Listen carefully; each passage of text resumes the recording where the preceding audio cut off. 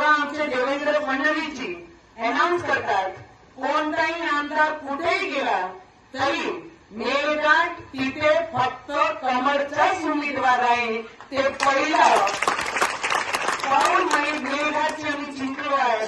त्याचप्रमाणे जेवढेही भारतीय जनता पार्टीचे आमचे पदाधिकारी आहेत, मी हेच विश्वास देण्याकरिता प्रत्येक गावापर्यंत पोहोचत होती जी आमची विचारधारा आहे. त्याचप्रमाणे दर्यापूर मतदारसंघ सुद्धा बाहेरचा पार्सल चालणार नाही, इथे सुद्धा कमळ हा सिंबल आम्हाला दर्यापूर विधानसभा लागली. खूप झालं पार्सल येणं आणि पार्सल बाहेर जाणं. आत्ता वारी आहे आमच्या अमरावती जिल्ह्याचाच उमेदवार दर्यापूर मतदारसंघात आम्हाला पाहिजे आणि ते सुद्धा फक्त कमळचे सिंबलवरच आम्हाला आमचा उमेदवार लागेल. त्याकरिता आपण सगळे प्रयत्न करत आहे.